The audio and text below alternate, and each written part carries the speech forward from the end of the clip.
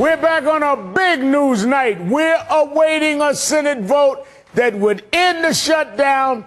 And even after the Republican defeat on this, their Tea Party leader is in denial.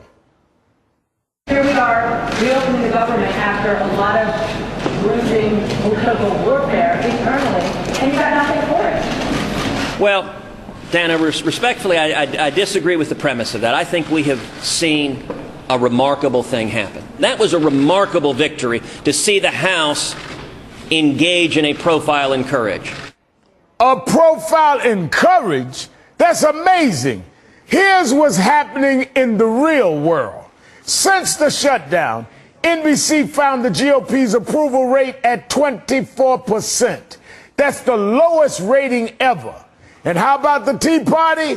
Another record low. Gallup also looked at the Republican Party's approval. And do you see a trend?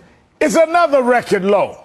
Sarah Palin leading rallies isn't likely to turn it around, and senators marching along someone waving a Confederate flag won't open the tent. And 16 days of this extremist talk is not likely to win over the public. How do you look at them and say, how do you deny them access? I don't get it. It's difficult. Well, it should be difficult. It is difficult. I'm sorry, sir. Park Service should be ashamed of themselves. I'm not ashamed. Well, you should be. People are probably going to realize they can live with a lot less government than what they thought they needed. They will receive their back pay, and it'll basically be a paid vacation. We're really very energized today. We were very strong. This is about the happiest I've seen members in a long time. So much for the Republican rebranding. The first step is admitting there is a problem. That was a remarkable victory to see the House engage in a profile in courage. If that was a victory, I wonder what he thinks defeat looks like. Joining me now is former Congressman Barney Frank. Thank you for being here. Thank you, Al. Mr. Chairman, Ted Cruz is calling this a victory. What's your response? Well, I think people should learn an important lesson here. If you are driving in very difficult conditions, don't rely on cruise control. You know, I'm told Ted Cruz is an intelligent man. If so, he is an intelligent man with this great defect of being out of touch with reality. He obviously was defeated, but he brought his party with him. And I want to stress, this was no accident. This is the logical, inescapable result of the collapse of responsible conservatism and their deference to this extremism. And the one silver lining in this cloud is that this may give a spine infusion to some of these Republicans who went along with something that they knew was wrong substantively and wrong politically, but lacked the courage to take it on.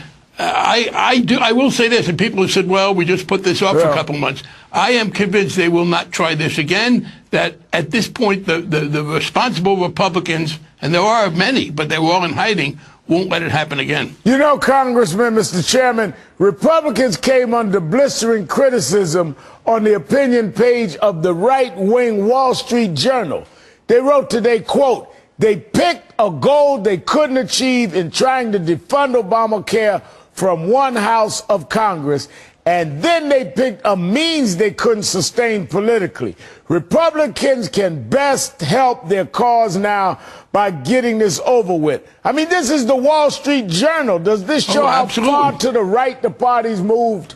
Absolutely. Although we should be clear, the Wall Street Journal is not opposed to the ideological extremism, but they are opposed to incompetent extremism. And I guess maybe we should consider ourselves a little lucky. If you're going to have a major party taken over by this extreme crew, it at least helps that they are such bumbers. But again, we have a key issue now, is whether or not the Republicans can reassert their control. Can I say one other thing? Because this issue is going to come up again on the debt limit. And we have to make sure that this is formulated correctly. I am appalled at John Boehner acting as if he's doing me a favor or doing the president a favor by supporting an increase in the debt limit. John Boehner voted to incur much more of that debt than I did, Al, as you know. He voted for the Iraq War. I didn't. He voted for the big Bush tax cuts. I didn't. How does he presume to act as if simply being responsible and paying for the debts that he incurred much more than I did is somehow a favor to me?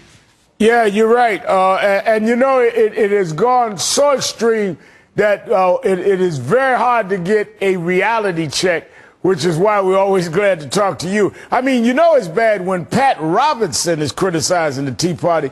Listen to what he had to say over the last 2 days. There comes a time that rebels have to grow up and work to make the system successful.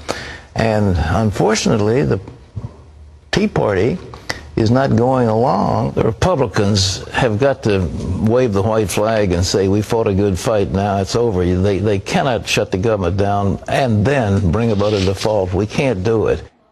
I mean, even Pat Robertson saying that it's unreasonable. And let's reiterate the point you made. John Boehner and Republicans increased the debt limits many times under George Bush when you were serving in Congress and was a chair in Congress. This is nothing that they have not done over and over again. They did it over my objection. The Iraq War alone, trillions of dollars. The Bush tax cuts. I would love to set my record next to John Boehner's or any of that Republican leadership. I'll look like a very, very prudent fiscal conservative. But we should emphasize, when Pat Robertson tells him this, and the Wall Street Journal editorial tells him this, some people are, you know, some of the journalists try to nitpick, oh, all they did was win a few more months. I think it's very clear. There's an overwhelming consensus. The Republicans will not do this again. They save some face by saying it's only for a few months, but there is no possibility that this is going to recur. I don't think there'll be a big deal. I think there would be. But I would make one other suggestion that I'd like to have some of the Tea Party people, if they want to be intellectually honest, join in doing. Let's get out of Afghanistan at the end of this year. Let's not spend another year, billions and billions more indefinitely. So if they're serious about cutting back wasteful spending, containing the government from overreach, because we can't make Afghanistan into the society we want, let's get together and save many, many billions of dollars by phasing out Afghanistan very quickly. Now, Mr. Chairman, they seem inflexible, obstinate when it comes to this president. In your judgment, what is it about this president that makes them so inflexible, so rigid, so crazy? Well, it's a very good point. You know, people talk about bipartisanship. In September of 2008, when George Bush came to the Congress and said, look, as a result of these deregulation policies, he didn't admit it, but that was the cause, we've got a terrible crisis, we need you to help. Nancy Pelosi and Harry Reid instructed Chris Dodd and me to be fully cooperative and do things that we knew were unpopular temporarily, but were important. So bipartisanship in America died on January 21st, 2009, when Obama took over. I think they resent the fact, first of all, just that he's a Democrat. Secondly, they resent our successes. You know, in 2009 and 10, when we had a Democratic president, House and Senate, we put through good, tough financial reform. People are already seeing this, for instance, in the Consumer Bureau. We got health care. We strengthened, as you know, the remedies for people who were suffering from wage discrimination, and we repealed Don't Ask, Don't Tell.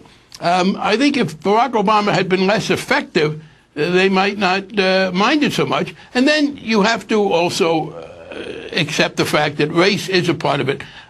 This notion about where he was born, it's inconceivable that there would be this degree of obsession on the part of some of his political opponents with his birth if they were claiming that it was really Luxembourg and not Kenya.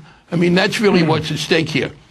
Well, Dodd-Frank was historic, and we will always thank you for that. Former Congressman Barney Frank, thank you for your time tonight. Thank you, Al.